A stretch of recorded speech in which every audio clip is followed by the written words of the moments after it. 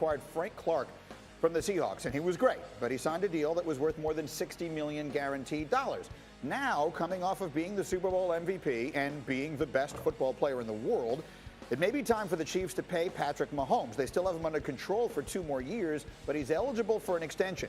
And what does all of that mean for Chris Jones, the defensive tackle, who is set to become a free agent next month and was absolutely dominant this past season and a critical piece in their championship win? If they do let him walk, they'd be losing one of the most dominant interior players in the NFL. Over the last 2 seasons, only Aaron Donald has more sacks than Jones does among D tackles, and no player has even 20. And we're going to bring Louis Riddick into the conversation here from a team building standpoint. But again, Jeff, just so the audience understands, as a former offensive lineman, just how valuable a guy who does what Chris Jones does on a defense right now. Yeah, most important position there because he's pressing the pocket. You can get defensive ends where quarterbacks can step up and avoid rush. You can't avoid a guy bearing down right in your face. It takes more out of quarterbacks than any other position. So, Louis, that's sort of the backdrop here. We're acknowledging Chris Jones is an incredibly important piece for Kansas City. So take us through the way these decisions are now going to get made if they're going to try and pay him all that money, and, of course, Mahomes looming out there. How do we handle all this? Yeah, look, I mean, they would love to sign him. I know that for a fact. He's a guy who's going to be commanding upwards of $19 million per year. That's what he's going to be looking for, $50 million plus guaranteed. And I just don't know if that's something that they can afford given the uncertainty surrounding Patrick's contract negotiation at this point, which they already have pretty much acknowledged that it's going to be massive. It's going to be epic. So in order for them to get Chris signed, he's going to maybe have to be willing to accept something, that would amount to a hometown discount, which I just don't think that a guy who's 25 years old who came into the league as a second-round pick is going to be willing to accept, given the kind of production that he has had. But they have to get their ducks in a row first as far as planning for Patrick's contract and what that's going to mean. That's going to take a little while. That's something that they're actively doing right now. They're going to meet with Chris Jones's representatives here shortly and see if that's something that they can work out. But, he's going to command a massive contract. So it's really just a matter of prioritizing down there in Kansas City. And we all know that number 15 is the guy who's at the very top of the list and making sure that he's locked up until they can get some framework as far as what that's going to look like, that contract for Pat Mahomes. Everyone else is going to have to fall in line, and it may not, not be something that really moves along as quickly as they want it to. Right. So, Louis, if you're running the show there, and someday you may be running the show somewhere, would you be having a conversation with Patrick Mahomes about, you know what, if you take a little bit less money than you are clearly worth, and there's no debating that, we get to keep Chris Jones and we get to keep Sammy Watkins, and you get to keep being the Super Bowl MVP, and there is a lot of value in that financial and otherwise. Sure. I mean, that's always something that you would ideally like for your players to do, because you obviously, as someone who's making those decisions, you're charged with trying to field the most competitive football team, and you can field the most competitive football team if everyone takes a little bit less, so you can kind of keep everyone together. But that's really not reality. I mean, look, Pat Mahomes is well aware of what his value is. Lee Steinberg is well aware of what he means to Kansas City. And I will tell you this, I have never seen an organization almost happy at the fact that, they're in this position to where they're going to be signing someone to a record-setting deal and be all the more willing to do it. And when you have a guy like Pat, it's funny how his effect on the football team on the field and off the field, meaning how he has everyone else just wanting to step up their game and play a little bit better, perform a little bit better, prepare a little bit harder, how that can go a long way and kind of maybe get more out of certain players than maybe you thought otherwise. So I just don't think that that's going to happen with Pat. I think he's going to get every dollar that you think he's going to get, and Brett Veach, the general manager down there, is just going to have to work his behind off to get some of those younger players to come along and play maybe above and beyond what they expected. Louis, outstanding to see you, my man. Thank you so much. We'll let you run here, and I'm going to bring it very quickly to the table. You just talked about the value of Chris Jones, how important he is. They lose him. Are they winning the Super Bowl next year? No, it'll be no. You have to go both sides, man. I mean, like you think about as good as Patrick Mahomes is. You saw the year before when your defense can't get it done. Big games, big moments, playoff football. It is team football, not just one-man driven. Yeah, the player that will be edged out will be Sammy Watkins. They're not going to let Chris Jones go. If they can't get a deal done, they will franchise him. He will be there next year. Okay. You could carve that in Sharpie, as my man Acho would say. Yeah.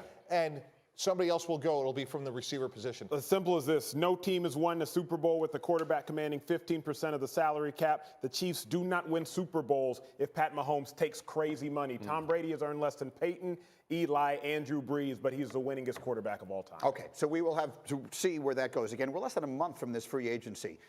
There's another story here that I want to get into. After a brief and tumultuous tenure, John Beilein is leaving the Cleveland Cavaliers as head coach. They're promoting associate head coach J.B. Bickerstaff to become the full-time head coach. Remember, Beilein was really successful at Michigan, left there to come to the Cavs, and he's been there now, less than one full season.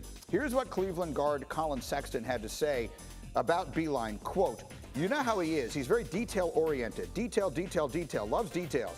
And he always wants us to make sure that when we're out there, we're giving it our all. College coaches, you know how they are. They want you to go 1,000% every second of the day. He's been in college for 20 years, more than that. We've had to tell him, Coach, we've got 82 games. We can't kill ourselves." Now, John Beilein is by no means the first college coach to go to the pros and not find great success. It has been tricky in the past. Jerry Tarkanian, one of the all-time legends at UNLV, went to the San Antonio Spurs, lasted just 20 games in the NBA. Before his stints with Kentucky and Memphis, John Calipari was the head coach of the then New Jersey Nets. He won fewer than 40% of his games. Was fired in 1998 when he started 3-17. Rick Pitino was the head coach of the Knicks and Celtics. Had some success in New York, not a lot in Boston. Ultimately finished with a sub-500 overall record in the NBA. And this is a guy who was in the Hall of Fame. So Greeny, I always think it's interesting when the second-year player can say that about a head coach. Colin Sexton, but I mean, second-year guy. By the standards of that team, he's sort of a veteran. That's a whole other set of problems. But let's start with you as the basketball guy at the table, Jay Will. Does this mean that the notion that lifer college coaches, guys who are accustomed to that, having the kind of control that you have in college, you don't have in the NBA or the NFL, that just isn't going to work? I think for some guys, Brad Stevens got inserted into a really good situation. Billy Donovan had Russell Westbrook, obviously with OKC. I think disposition means a lot here, guys. And some coaches micromanage at the collegiate level because you have to. And some other coaches have the disposition of being a little bit more laid back. A laid back approach, I would say a guy like Bill Self. I can see Bill Self being an NBA coach because he doesn't micromanage every situation of the day that these guys go through. And I think that's the major difference here. We see this in pro football as well. And Acho, you had a fascinating story about Chip Kelly. Yeah, I was a second-year guy in Philly. As soon as Chip Kelly got to Philadelphia, the Eagles, they trade for me from Cleveland. I get to Philly, and Chip, renowned coach from college. In college, you take a bus to the hotel. You take a bus from the hotel to the stadium. So Chip gets to Philly, and all of a sudden, in the NFL, rather than driving to the games, which you do every game you drive to so you can leave after the game, Chip has us take a bus from the facility to the hotel and take a bus from the hotel to game like we were kids. When I tell y'all that lasted for all of 2 weeks before like half the players started to revolt, like you can't do some things in the NFL that you do in college. And the quicker coaches can know that and understand that, the quicker you win. Most coaches, though, can't. They can't. I can't even imagine it lasting 2 weeks. I mean, like so much of it in the NFL and the NBA, it's a player-driven league. And whether you like it or not, the talent of the players and players' comfort to a certain point matters. And so, riding to the game, making sure you're getting your mind right. Guys want to get there at different times. All those kinds of things. We always talk about the devil in the details, but I think it's when you cross the lines, right? Get on the field, get on the court. That's when the details, but all the extra that coaches try to push on guys, that's got to be intrinsic. Guys got to want that. Exactly. And when you have players do that, that's where your leadership, that's where Tom Brady separates himself. Peyton Manning, Drew Brees. It's not just how good it's the leadership they have that everybody else around goes, man, I want to be like that. It's not the coach you go, I want to be like him. You want to be like the guys who drive you from a player perspective. A couple of years ago, I had the privilege of doing David Blatt's contract. He was a coach that won multiple championships over in Europe, and we did the deal where he went to Cleveland. And ironically, he had success early, went to the finals that first year. But he always talked about the coachability of the NBA player, and his approach had to be markedly different. And obviously, it didn't end well there. And he was frustrated from a standpoint that the European player was more, in his mind, moldable than an NBA player. Because in the NBA, you got guys who are making $15, $20 million a year, Correct. and as a head coach, John Beilein was making $4. I will say this: I don't feel as bad for John Beilein because now all of a sudden he's elevated himself. He's already being in the midst of conversations about is he going to be the next head coach of IU? If what happens to Archie Miller? Is he going to be the next head coach of Texas if Shaka Smart doesn't exist? So I do feel like coaches can do this if they can go up. They're always going to come back down. That's right. to They college can and have more reinvent. leverage. The thing is, understand in college, being a head coach is a dictatorship. You tell the players what to do. You're essentially herding sheep, specifically in football, teams of 88. That's right. In the NFL, it's a democracy. The players are making more than the coach. You're not telling a grown man how to tie his shoes and what color socks to wear. It won't last long. The thing about Beilein that stuns me, and again, I know him, I like him, and I respect him. But it was so easy to see this not working. Like, I remember sitting here the day that story broke. Woj broke it on our show. I remember we were having the conversation. Is that a joke? Like, is that really going to happen at this stage of his life? He's going to try the NBA for the first time. Sometimes when the obvious problem becomes the problem, it's the person who made the decision that is really to blame. All right, as we continue, it is the scandal that the Astros and the commissioner just can't make go away. What more can Rob Manfred do regarding the cheating scandal in Major League Baseball? We'll get an answer to that and more as we continue next. Get up on ESPN.